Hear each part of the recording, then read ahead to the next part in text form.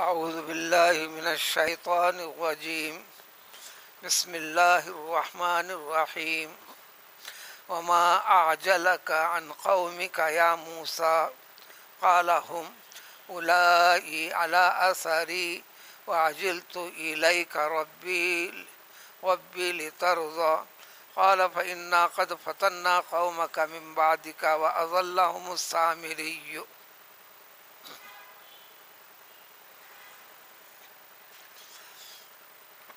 پیغمبر موسیٰ علیہ السلام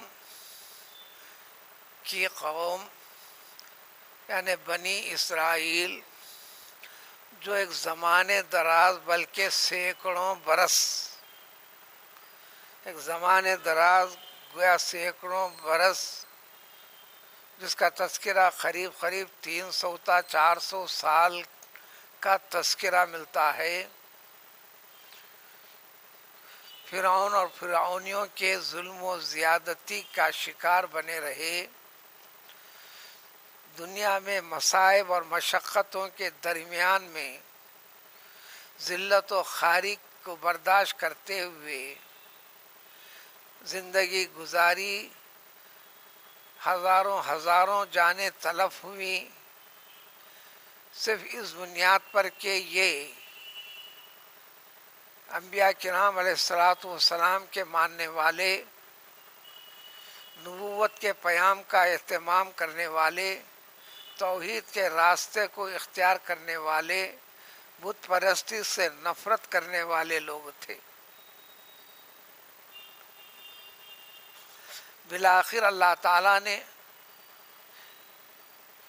دنیا والوں نے جو ذلیل و رسوا کر رکھا تھا، اللہ تعالیٰ اس کی سزا دنیا والوں کو دیا، مگر کافی مہلت کے بعد ان کو نیست و نابود کیا، ان کو غلبہ دیا۔ لیکن ایک خرابی وجود میں آئی جو کم و بیش آج بھی ہمارے پاس یہی خرابی سب سے زیادہ ہے۔ اس جیسے مفہوم کی طرف اشارہ بھی اس امت کے لیے بھی۔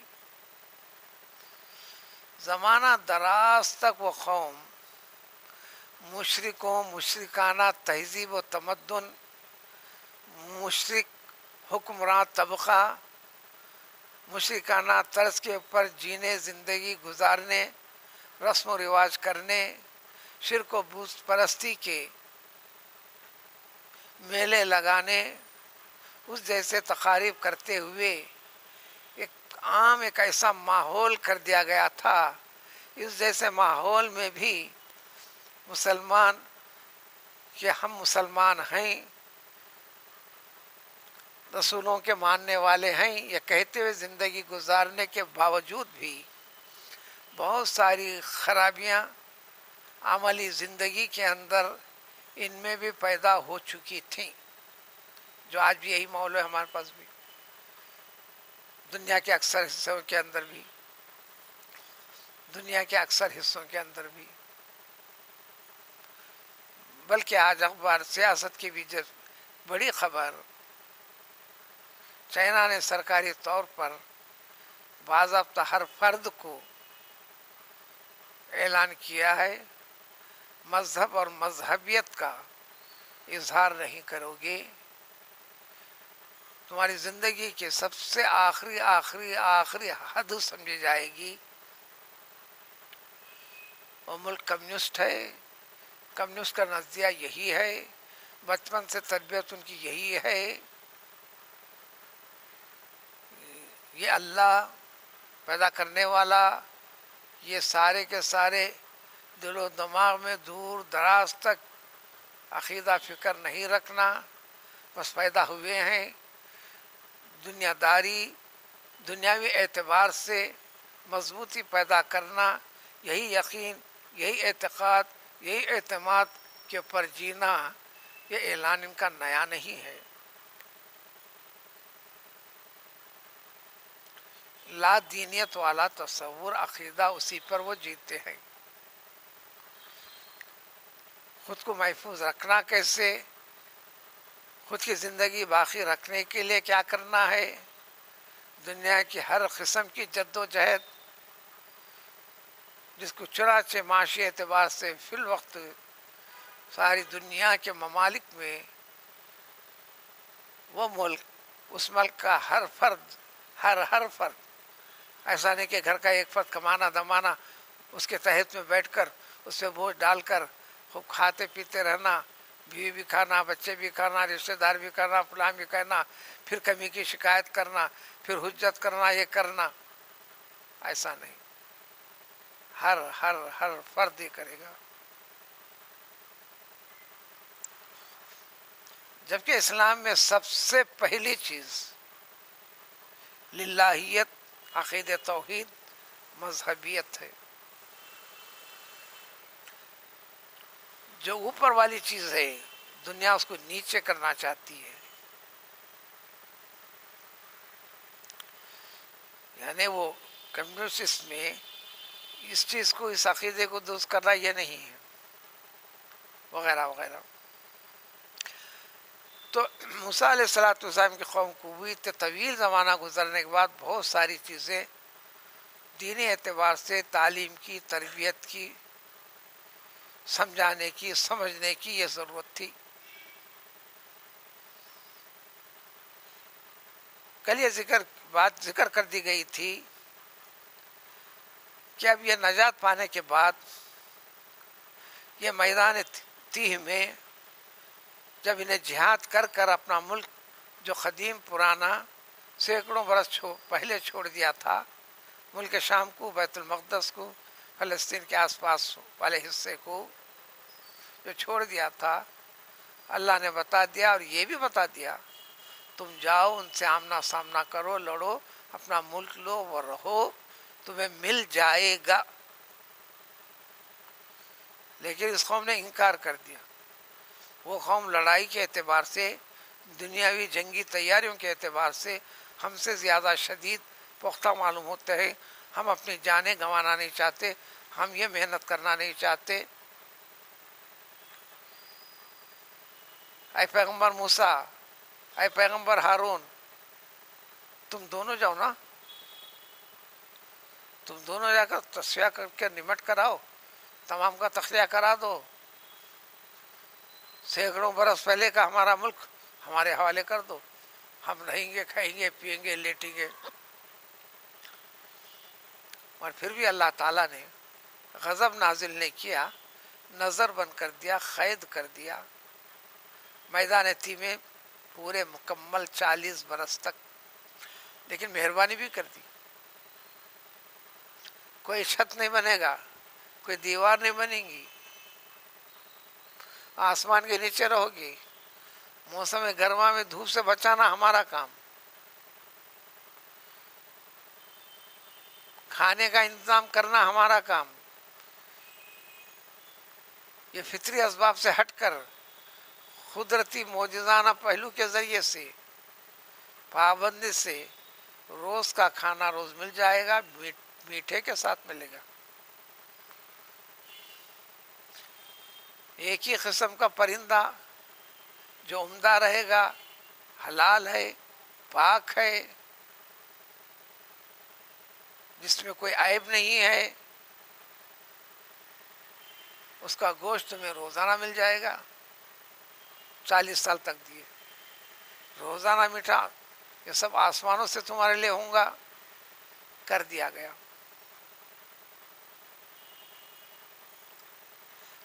لیکن اس کے بدلے میں یہ کام وہ کام، یہ بہانے نہیں چلیں گے. شب و روز اللہ کے ذکر میں، اللہ کی یاد میں، اللہ کی فکر میں لگے رہو گے. اس میں چھینم چھاٹی نہیں کرو گے، کسی کا کھینچ کھانچ کے نہیں کھاؤ گے. تمہارے رب کا وعدہ ہے روز کا روز دینے کا، کل ملتا کہ نہیں کہ یہ اندازہ اندیشہ رکھ کر جمع نہیں کرو گے.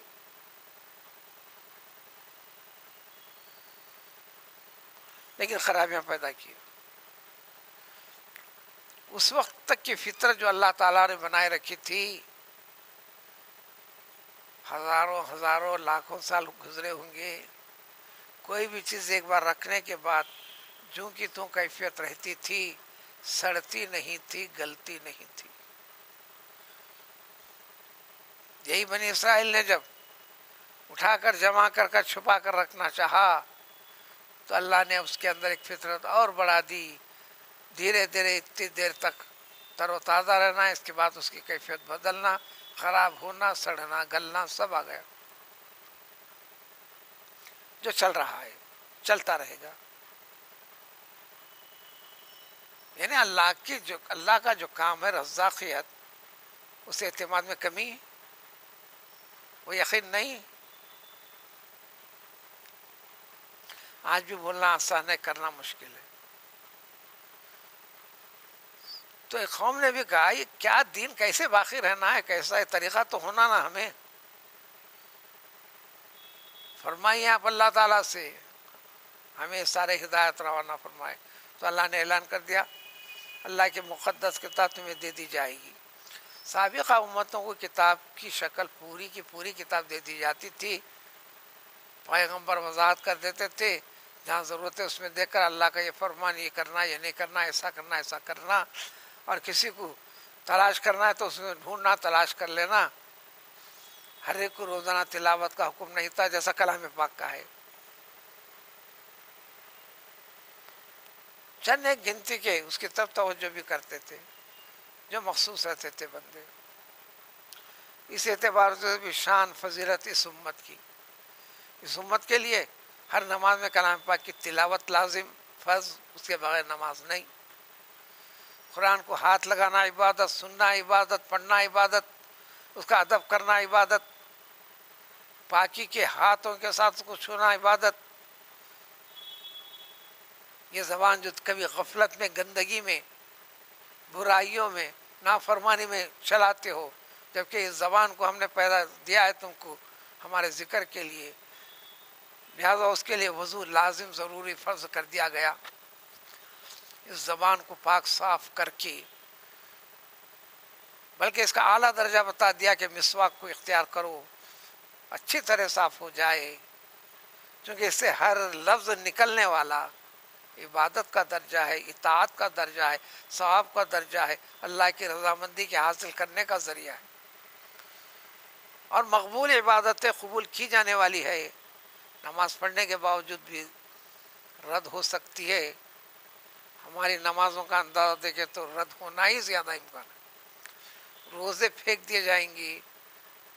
نماز پڑھی ہے اس لیے دوزخ قرآن نے کہا ہے فَوَيْلٌ لِّلْمُصَلِّينَ الَّذِينَ هُمْ عَنْ صَلَاتِهِمْ سَاهُونَ. نماز پڑھ کر اپنے آپ کو نمازی کہہ دیا. نماز سے جو چیز حاصل ہونا ہے، جو غرض پیدا کرنا ہے، وہ دور دور تک نہیں، فارمیلٹیز کے اوپر کر دیا. ذمہ داری سمجھ کر کیا، حقیقت جان کر نہیں کیا. اور آگے بڑھ کر کہو ڈیوٹی سمجھ کر کر دیا. چلو دنیا والے تنخواہ دے دیتے ہیں، کر کے پیسے دے دیتے ہیں، بلکہ توجہ اول اس پر رکھ دیا، وغیرہ وغیرہ.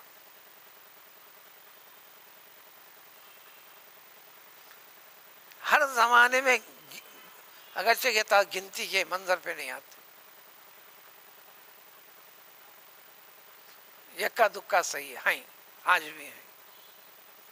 ہر وہ مسجد جس مسجد میں تنخواہ کے اوپر امام نماز پڑھاتا ہو، مؤذن اذان دیتا ہو، اس مسجد میں نماز ادا نہیں کرتے، یا اگر پڑھتے ہیں تو الگ سے علیحدہ پڑھتے ہیں. اب مسئلہ مجھے بتانے کی ضرورت نہیں، صحابہ کے زمانے سے ائمہ مؤذنین کو چونکہ ذمہ داری کرنے کے لیے تنخواہیں مقرر کی گئیں. وہ حکمت اس اعتبار سے جائز ہے، تقوی کے اس اونچا معیار کے لحاظ سے اس کے اوپر جائز نہیں. نہ قرآن پڑھانے کے بعد تنخواہ کے عنوان سے بھی نہیں لینا، فلاں سے نہیں لینا، نہ ٹیوشن کی بنیاد پر لینا، نہ کسی بنیاد پر نہیں، قرآن سنانے کی بنیاد پر نہیں، رمضان میں تراویح سنانے کی بنیاد پر بھی نہیں. یہ دنیا کیا دیتی ہے؟ یہ دنیا کیا دیتی ہے؟ حقائق تو یہ ہے. اجازت الگ چیز ہے.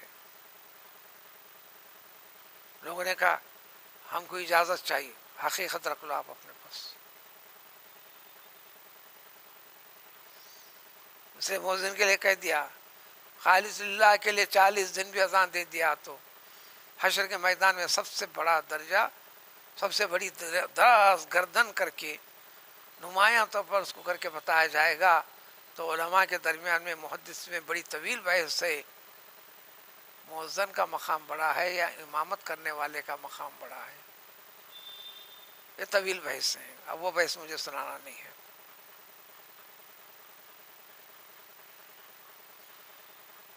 اور جس کو سمجھ میں آ جائے گا تو حضور صلی اللہ علیہ وسلم نے فرمایا جھگڑا کریں گے، قتل و غارت گری کی نوبت آئی۔ اس عنوان سے جو اذان دینے کی فضیلت کو جو سمجھ جائے، دل میں اتر جائے، تو مسجد میں آنے والا ہر مصلی وہ لڑیں گا، جد و جہد کریں گا کہ نہیں، یہ اذان آج میں دوں گا، میں دوں گا، میں دوں گا، میں دوں گا، میں دوں گا۔ وہ کیا چیز ہے؟ وہ کیا چیز ہے؟ تو گویا تربیت کی ضرورت ہے۔ تو اللہ نے فرمایا کہ ٹھیک ہے، تورات دے دوں گا۔ پیغمبر موسیٰ علیہ السلام یہ کہہ کر نکل پڑے جلدی سے، میں 40 دن میں تورات لے کر آتا ہوں۔ مقام طور کے پاس اللہ تعالیٰ بلوائے ہیں، قوم نے ضد کی، یہ منظر ہم دیکھنا چاہتے ہیں، ہم سب کے سب چلتے ہیں۔ آخر سمجھا بنا کر 70 آدمیوں کا انتخاب ہوا، جو استعداد، اہلیت، صلاحیت، پاور، زور رکھنے والے نمائندوں کی حیثیت سے۔ اس کی تفصیل پارے 9 کے اندر ہے، وختارا موسیٰ 70 رجلا کے تحت پوری تفصیل ہے وہاں پر۔ اسی کا پس منظر پیچھے یہاں پر ذکر ہے۔ جب ان افراد کے اندر سب کی چلنے کی رفتار ایک نہیں تھی، یہ تو منظر دیکھنے کا مقصد تھا ان کا۔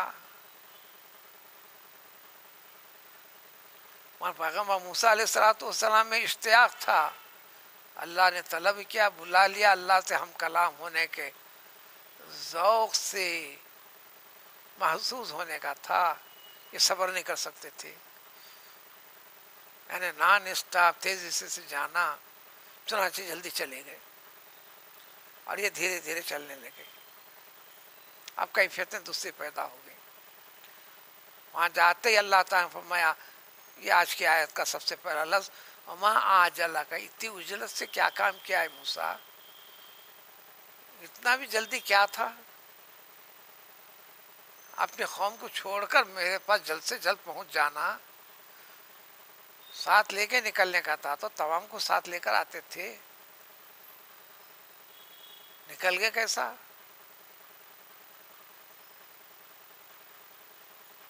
آپ کیوں جلدی کر دیا ہے موسیٰ؟ اللہ تعالیٰ کو معلوم ہے، اللہ کو معلوم ہے۔ یہ سوال ایسا ہی تھا جیسے کہ وما تلک بیمینک یا موسیٰ، آپ کے سیدھے ہاتھ میں کیا ہے جی؟